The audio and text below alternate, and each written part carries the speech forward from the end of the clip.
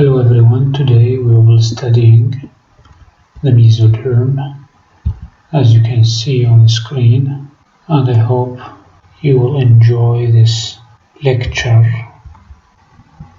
So please join this lecture and try to understand it while we will be studying together in order to understand and have enough knowledge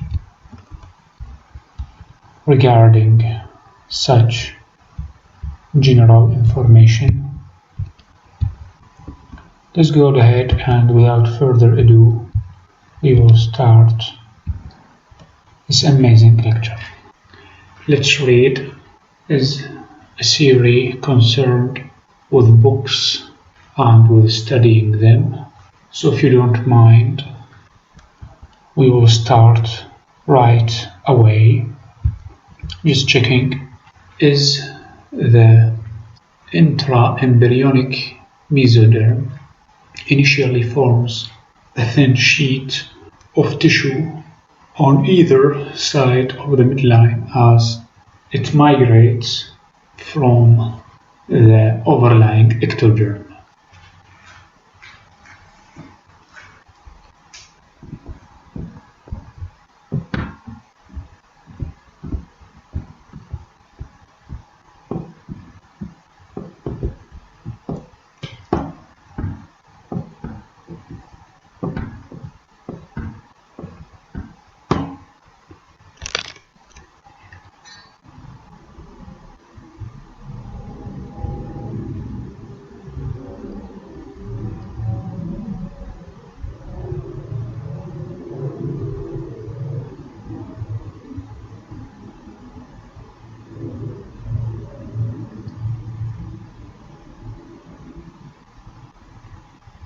By day 17, the mesoderm on either side of the notochord proliferates and thickens to form a mass of tissue.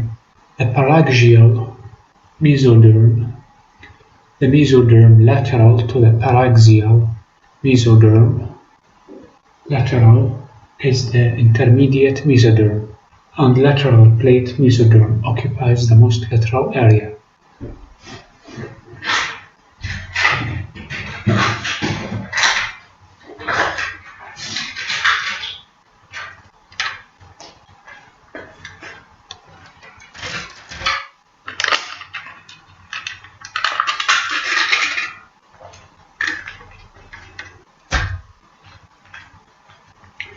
Destination and subsequent fate of mesodermal cells is determined by their migration route through the primitive streak and node. The first formed interembryonic mesoderm migrates through the most caudal part of the primitive streak and becomes lateral plate mesoderm.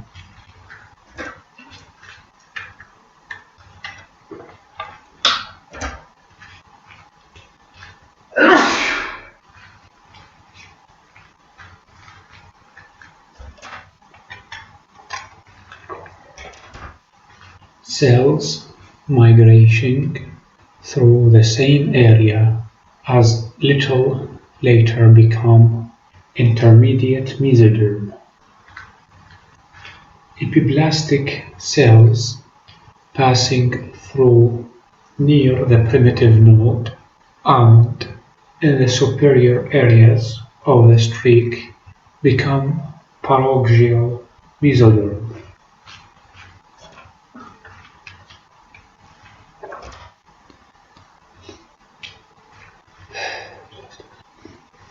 Some of the mesoderm migrates superiorly to extend around the buccopharyngeal membrane.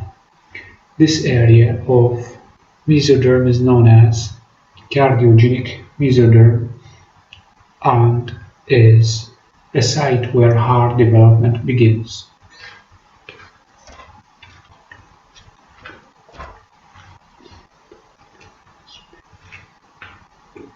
cardiogenic begins. The formation of somites from paroxysmal mesoderm.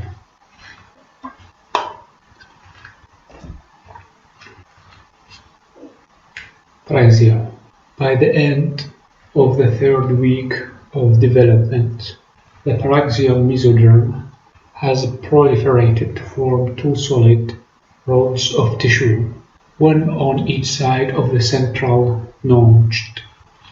Follow up the mesoderm from the inferior end of the embryo about 1/3 of the way superiorly.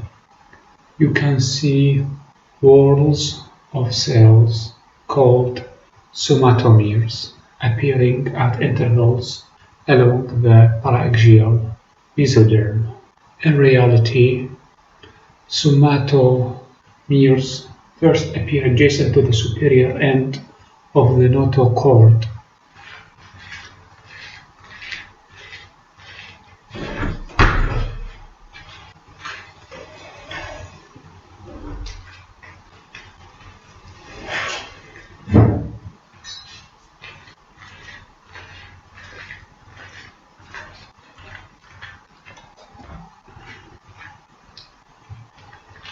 The cell warts clump together, a process known as condensation, to form bilateral paired cuboidal mass. The somites, either side of the notochord and developing neural tube. The condensing somites are clearly visible as bilateral lumps at the superior end of the embryo tube. This process is referred to as segmentation and recapitulation, the repeated segmental body pattern of our remote evolutionary ancestors.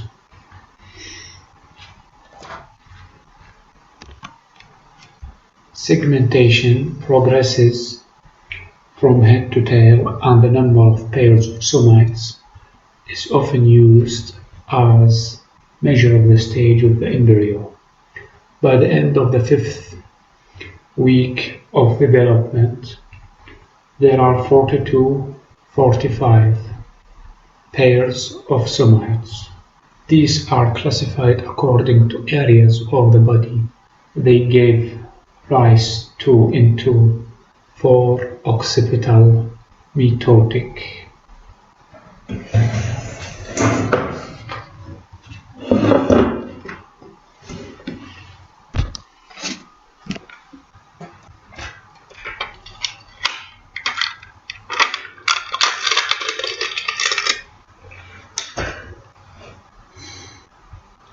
8 cervical, 12 thoracic, 5 lumbar, sacral, coccygeal somites.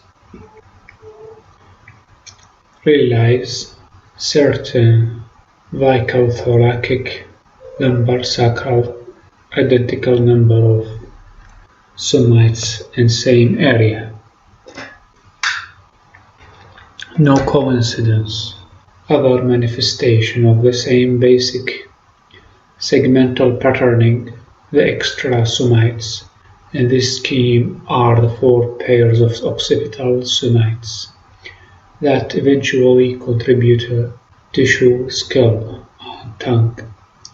Coccygeal somites, the majority of which disappear as development proceeds.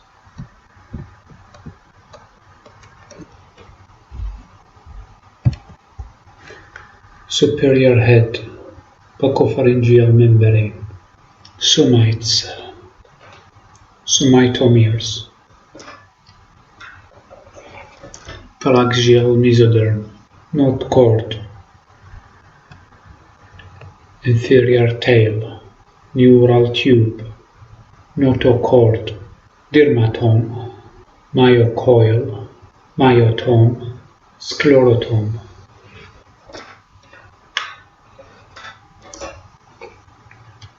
Differentiation of somites. Somite formation seen from above. Somite formation in cross-section. Peripheral nerve development is related to somite development. There appears to be no overt segmentation of the spinal cord, and motor nerves grow out from the developing spine cord and continuous set of rootlets.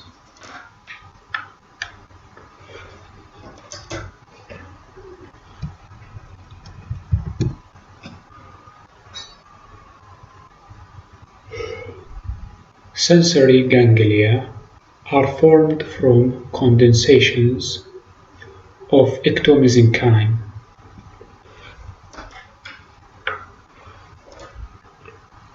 As it migrates laterally from the position above to the neural tube, the migration route of the neural tissue is constrained by the somites.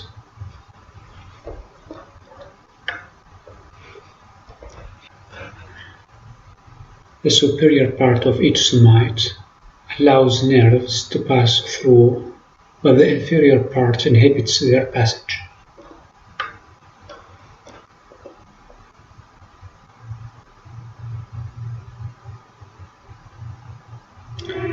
The nerves are, therefore, channeled along specific routes to form distinct spinal nerves related to the superior end of each somite.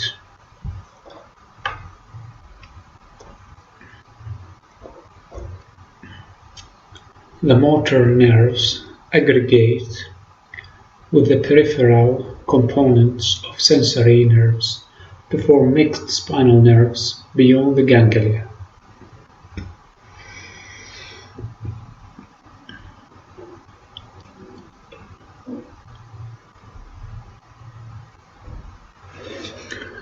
Further differentiation of somites.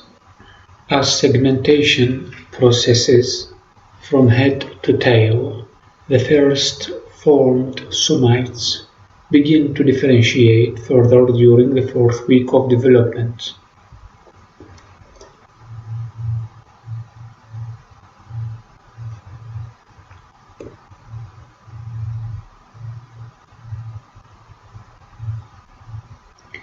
As can be seen, each somite has a vertical slit-like cavity, the myocoil, which is soon obliterated by cell division as the somite grows.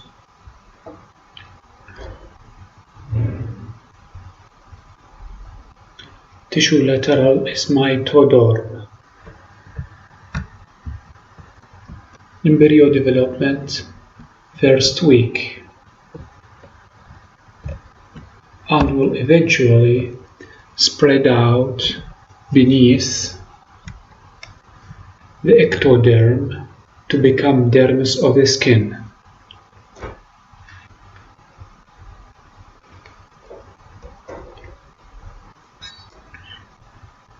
The somite tissue medial to the myocoil has two divisions.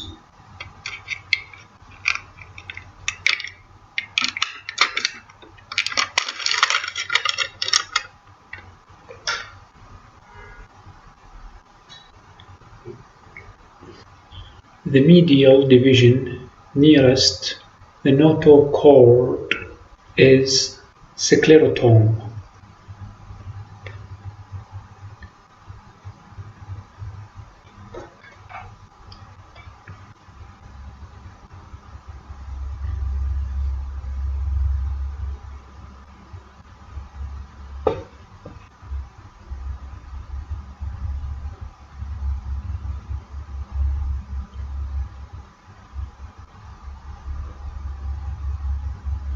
This differentiates into connective tissue or mesenchyme and migrates to form a mass of tissue around the notochord and developing neural tube.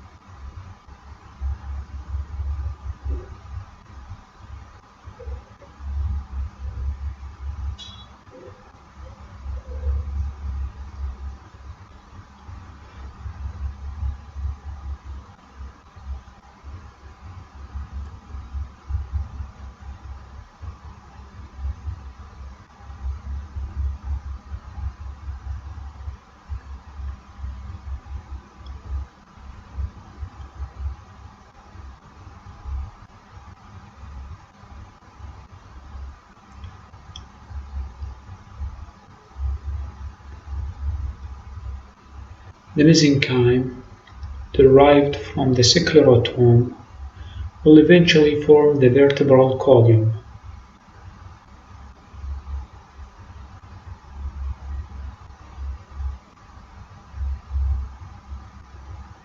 Ribs and sternum.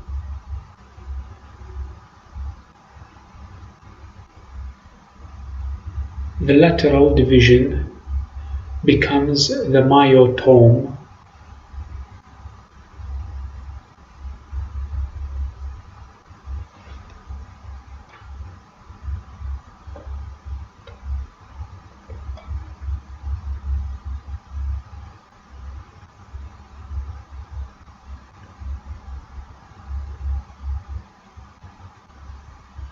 Which differentiates into muscles of vertebral column, the intercostal muscles between the ribs.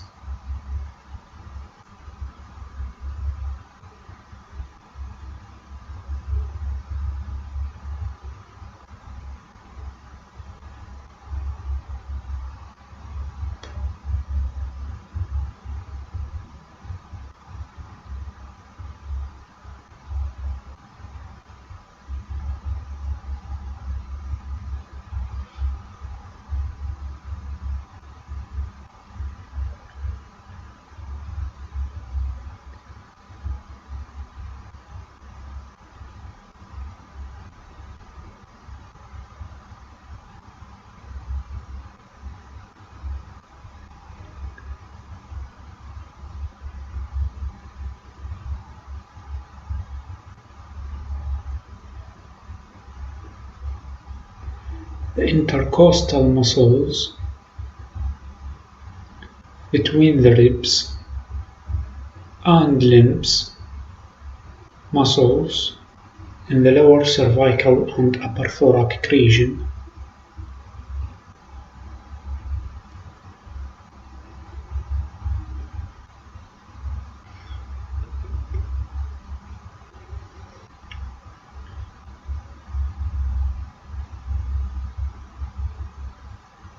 And lumbar and sacral region.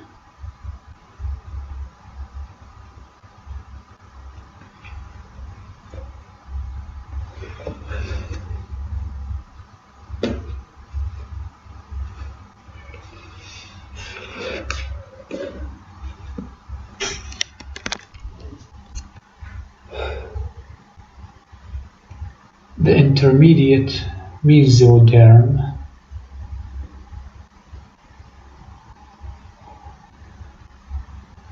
lateral to the developing somites gives rise to the urinary system.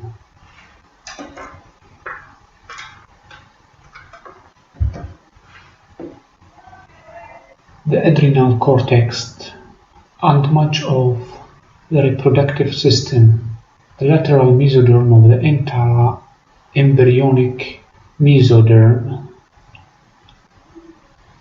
is continuous with the extra-embryonic mesoderm surrounding the amniotic cavity and yolk sac.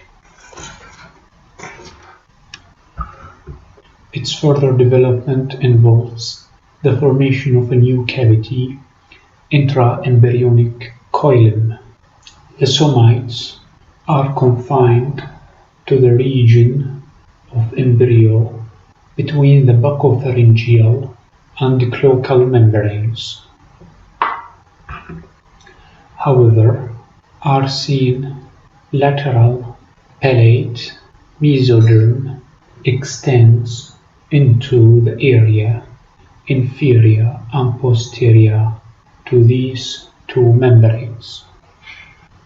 A series of vacuoles appear in the lateral plate mesoderm and coalesce to form intermembryonic coilum. The intraembryonic coilum develops into a U-shaped cavity with its base in front of the buccopharyngeal membrane, linking its two arms that pass backwards each side of the paroxysmal mesoderm. The anterior part of the intra-embryonic coelom is the primitive pericardial cavity where cardiogenic mesoderm will form the heart and the lateral limbs and the primitive pleural and peritoneal cavities that enclose the lungs and abdominal viscera, respectively, lateral to the arms of the U. The mesoderm breaks down so the intraembryonic and extraembryonic coeloms are continuous over a certain distance. These cavities act as a primitive circulatory system to distribute fluids and their nutrients around and into the embryo. Eventually, these cavities will be replaced by true blood vessels.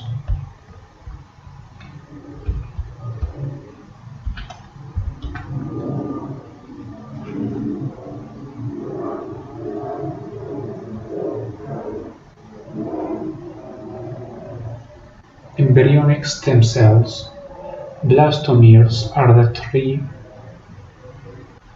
totipotential stem cells that can form a whole embryo. As the germ layers form, the potential fate of the cells becomes more restricted to form certain types of cells. The repertoire of cells that can develop from a given set of embryonic cells become more restricted as development proceeds. The most obvious example of progressive restriction is when the paraxial mesoderm segregates into dermatome, myotome, sclerotome. Myotome can only become muscle cells, whereas sclerotome can give rise to cells that will form bone cartilage and other elements of the skeletal system.